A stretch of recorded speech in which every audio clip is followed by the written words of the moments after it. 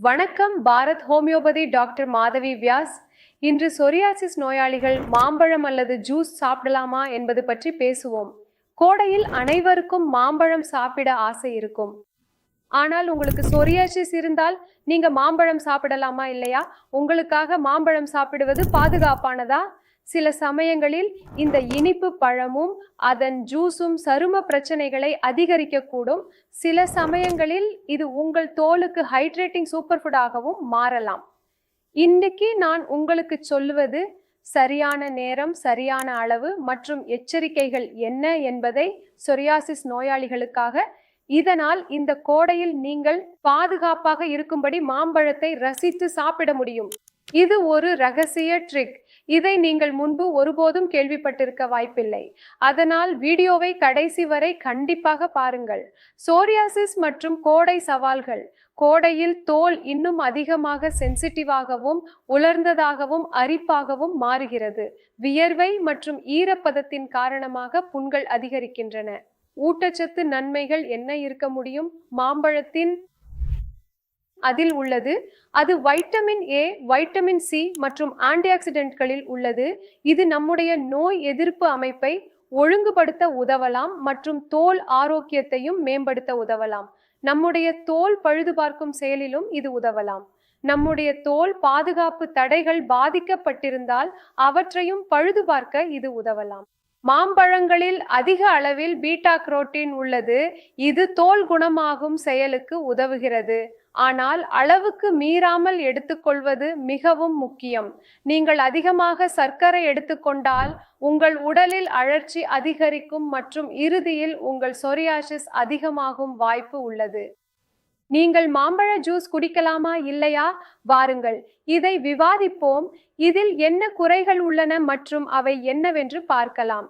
மாம்பழ ஜூஸ் குடிப்பதால் உங்களுக்கு என்ன நன்மைகள் கிடைக்கும், மேலும் என்ன பாதிப்புகள் ஏற்படலாம்? முதலில், மாம்பழ ஜூஸ் மிகவும் ஈரப்பதம் தருவதாகும். இயற்கையான இனிப்பும் உள்ளது. அதில் ஆன்டிஆக்சிடென்ட்கள் உள்ளன. வெயில் காலங்களில் இது குளிர்ச்சி தரும், ஆனால் இதில் அதிக சர்க்கரை உள்ளது. அதனால நீங்கள் அதிகமாக உட்கொள்கிறீர்கள். தினமும் 2-3 மாம்பழங்களை எடுத்துக்கொள்கிறீர்கள் அல்லது மிக அதிகமாக சாப்பிடுகிறீர்கள் என்றால் இது உங்கள் உடல் எடையை அதிகரிக்க செய்யலாம். இதிலேயே அரிப்பு, சிவப்பு அதிகமாகும். நீங்கள் ஒரு சிறிய கிளாஸ் மாம்பழ ஜூஸ் தினமும் எடுத்துக்கொண்டால் அது பொதுவாக பாதுகாப்பாக இருக்கும். இப்போது நான் சொல்வது சூரிய நோயாளிகள் என்ன செய்யலாம் என்பதாகவும், மாம்பழத்தை எப்படி எடுத்துக்கொள்வது என்று. அவர்களுக்கு சூரிய நோய் தூண்டப்படாமல் இருக்க இயற்கையாக பழுத்து இனிப்பான மாம்பழத்தை எடுத்துக்கொள்ளுங்கள். சில மாம்பழங்களில் செயற்கை இனிப்பு சேர்க்கப்பட்டிருக்கும் அல்லது அவற்றை வேறு எந்த ரசாயனத்தால் பழுத்திருக்கலாம். அந்த வகையான மாம்பழங்கள் சூரிய நோயாளிகளுக்கு பாதிப்பை ஏற்படுத்தும், மேலும் அவர்களின் நோய் தூண்டப்படலாம். அதனுடன் நிச்சயமாக நார்ச்சத்து சேர்க்கவும். உங்கள் உணவில் நீங்கள் மாம்பழ ஜூஸ் எடுத்துக்கொள்கிறீர்கள் என்றால் அதை தண்ணீருடன் சேர்த்து குடிக்கவும். இதனால் உங்கள் தோல் போதுமான அளவு ஈரப்பதம் பெறும். அதிகமாக நீர் இழக்காமல் இருக்க முடியும். இப்போது நான் உங்களுடன் பகிர விரும்புவது சூரிய நோயாளிகள் பொதுவாக செய்யும் தவறுகள் பற்றியது. இவை அவர்களின் சூரிய நோயை தூண்டக்கூடியவை. எனவே இந்த விஷயங்களை அவசியம் தவிர்க்க வேண்டும். அதிகமாக பழுத்த மாம்பழம் அல்லது கேனில் கிடைக்கும் மாம்பழ ஜூஸ், அதிலும் பாதுகாப்பு ரசாயனங்கள் கலந்துள்ளவை, எதையும் எடுத்துக்கொள்ளக்கூடாது. இப்படி சர்க்கரை கலந்த பானங்களை தவிர்க்க வேண்டும், ஏனெனில் அவை உங்கள் தோலில் நோய் அதிகரிப்பை ஏற்படுத்தும். கோல்டு ட்ரிங்க்ஸ், ஐஸ்கிரீம், குளிர்ந்த ஜூஸ்கள், இவை அனைத்தும் உங்கள் தோலில் உள்ள சோரியாசிஸை அதிகரிக்க செய்யும். உங்கள் தோல் மிகவும் சென்சிட்டிவாக இருந்தால் இந்த நோய் மேலும் மோசமாகலாம். நீங்கள் இயற்கையான, தாஜா மற்றும் அறை வெப்பநிலையில் உள்ள ஜூஸ்களை எடுத்துக்கொள்ள வேண்டும். அவை உங்களுக்கு மிகவும் சிறந்தவை. இப்போது பார்ப்போம், சோரியாசிஸ் அதிகரிக்காமல் இருக்க மாம்பழ ஜூஸை எப்போது குடிக்க வேண்டும் என்று. காலை அல்லது மதிய வேளையில் குடிப்பது சிறந்தது.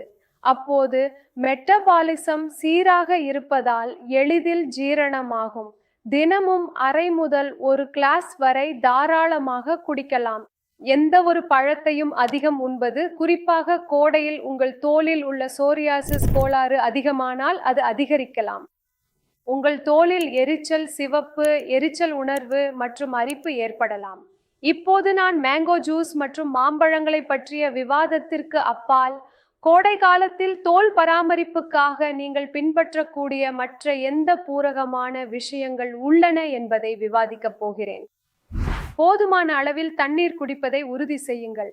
உங்கள் தோலை ஈரப்பதமாக வைத்திருங்கள். மிகவும் மென்மையான, வாசனையில்லாத மாய்ஸ்சரைசரை பயன்படுத்துங்கள். என் ஓபிடியில் நான் பார்த்திருக்கிறேன். தேங்காய் எண்ணெயின் விளைவுகள் மிகவும் சிறப்பாக இருக்கின்றன. மன்னிக்கவும், உதவிக்காக நான் பெரும்பாலும் தேங்காய் எண்ணெயையே பரிந்துரைக்கிறேன். இல்லையெனில் ரசாயனம் மற்றும் வாசனையற்ற ஆழமாக செயல்படும் மாய்ஸ்சரைசர்களை பயன்படுத்துங்கள். இது தோலை நீண்ட நேரம் பாதுகாக்கும். வெயிலிலிருந்து காக்க சன்ஸ்கிரீன் அவசியம். வெறும் மாம்பழம் ஜூஸ் மட்டும் போதாது, முறையான கோடை பராமரிப்பும் அவசியம். இது உங்கள் சருமத்திற்கு மிகவும் பயனுள்ளதாக இருக்கும். இப்பொழுது சோரியாசிஸ் பற்றி நிலவும் சில தவறான புரிதல்களை பார்ப்போம். சோரியாசிஸின் போது பழங்கள் முற்றிலும் தடை செய்யப்பட்டவை என்பது உண்மையல்ல. பழத்தின் அளவும் வகையும் உண்ணும் நேரமுமே முக்கியம். உதாரணமாக, குளிர்ந்த மாம்பழ ஜூஸ் சரும பாதிப்பை உண்டாக்கும். ஆனால் உண்மை என்ன? இது உங்கள் தோலின் உணர்திறனை பொறுத்தது. சிலருக்கு சிறிய அளவு மாம்பழ ஜூஸும் பிரச்சனையை தூண்டக்கூடும். ஆனால் ஒருவர் தினமும் ஒரு கிளாஸ் மாம்பழ ஜூஸ் குடித்தாலும் அவருடைய உடலில் எந்தவிதமான பிரச்சனையும் ஏற்படாமல் அவருடைய சோரியாசிஸ் நிலை அதே போல இருக்கலாம். எனவே உங்கள் தோலின் உணர்திறனை நீங்கள் அறிந்து கொள்ள வேண்டும். உங்கள் உடலின் உணர்திறனை அறிந்து கொண்டு அதற்கேற்ப உங்கள் உணவு திட்டத்தை அமைக்க வேண்டும். சில சிறிய மாற்றங்கள் அவசியம். நீங்கள் எந்த வகையான ஜூஸை எப்படி குடிக்கிறீர்கள், எந்த நேரத்தில் குடிக்கிறீர்கள் என்பதும் மிகவும் முக்கியமானது. நீங்கள் ஹோமியோபதி சிகிச்சை எடுத்தால் உங்கள் சோரியாசிஸ் முற்றிலும் வேரோடு நீங்கிவிடும். மேலும் உங்கள் சோரியாசிஸ் தீர்ந்துவிட்டால் எந்தவிதமான கட்டுப்பாடும் பின்பற்ற தேவையில்லை. நீங்கள் முழுமையாக சோரியாசிஸ் இல்லாத வாழ்க்கையை வாழலாம் மற்றும் உங்கள் தோல் மிகவும் நன்றாக மாறும். நன்றி.